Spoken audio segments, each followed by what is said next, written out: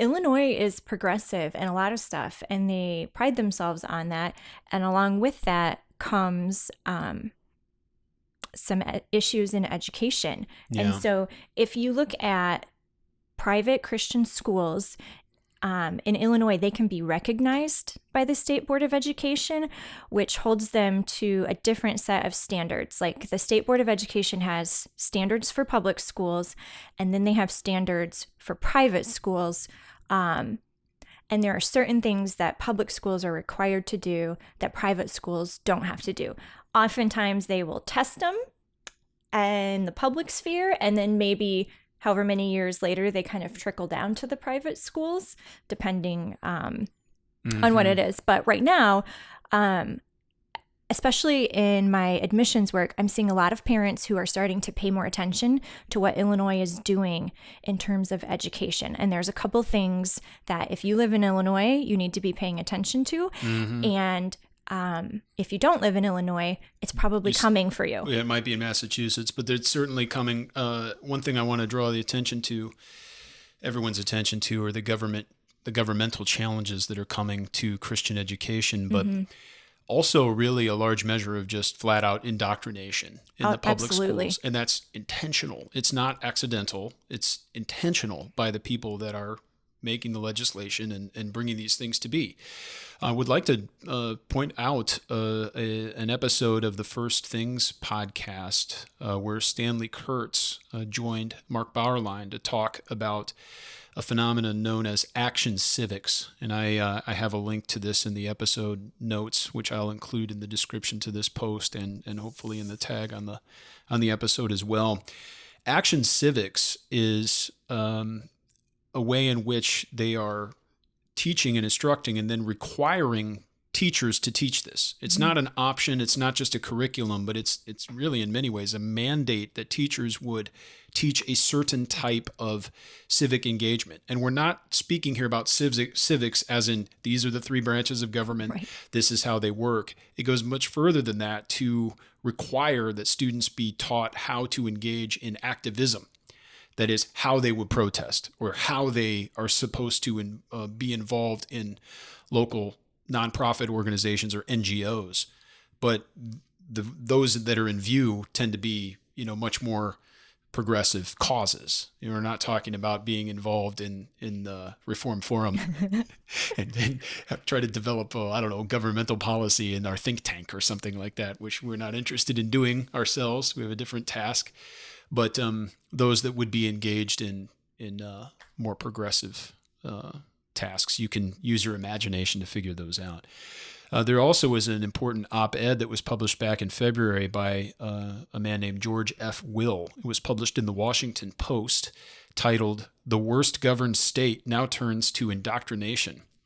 Illinois is that worst governed state. Here, let me read a paragraph from that op-ed. Again, I'll have a link to this in the episode description as well.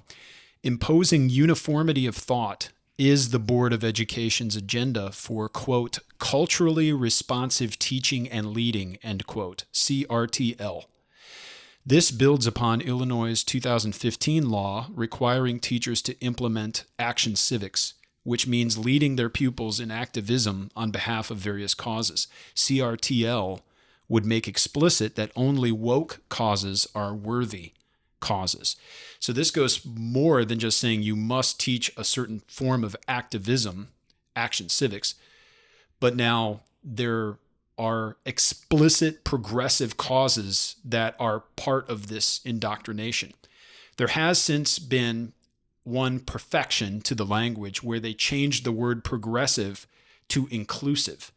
But just words. Up until then, it literally and specifically said progressive causes, progressive understandings of things. And that now with inclusive includes all measure of LGBTQ issues, sexual identity, sexual ethics, an unraveling of the nuclear family, you name it. Like it's all baked into what the Illinois State Board of Education is not just promoting, but actively promoting and actively requiring of public school teachers, no matter what their own thoughts and beliefs on the matter are. Right. And so that particular article is about teaching standards. And so that means that programs in Illinois who train educators are going to be incorporating these particular things into their programs for training educators.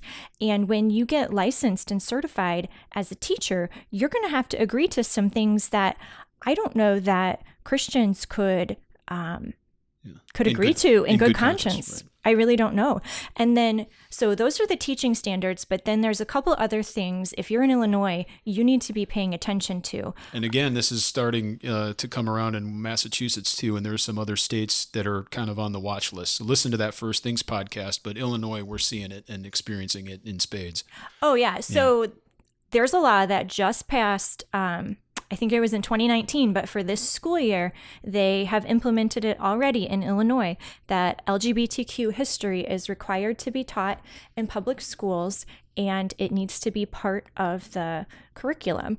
And then there's another one that is currently, like right now, they're debating it in Illinois, and they want to make sex ed mandatory in Illinois, which might not sound that bad, but think about this.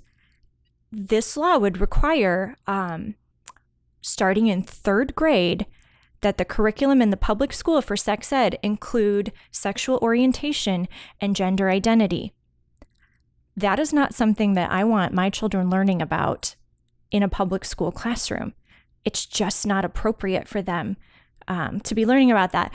And so these are explicit things that are being done, but you also have to consider, if this is the climate in your public school, what kind of picture books do you think your kindergartners and preschoolers are going to be reading? They're going to be reading books where the other preschooler has two mommies. The kindergartner has two daddies. They are going to be incorporating things into just their daily curriculum where they're trying to normalize these types of things that we don't want our children to be taught. Yeah, these are things that are just explicitly contrary to the law of God, to his revealed will. And the works of the law are written on our heart. These are things that we know, yet suppress the truth and unrighteousness. And the very basic teachings just about reality are under attack. And now teachers in the public school are starting to be required to instruct the children in these things. Yeah, I have had multiple public school teachers come to open houses at our Christian school saying, we cannot in good conscience send our children to public school in Illinois. And one of them said, I will teach at this school until they fire me. I will not teach the things that they're requiring, but I'm going to be a light in the school. But my children, they can't be a light. Yeah. It's like you say, you don't send untrained missionaries to the field, and children are not trained. You can't send them to school to be a light and to be missionaries. You send them to school to be taught, and they're going to learn the things that are taught them at their school.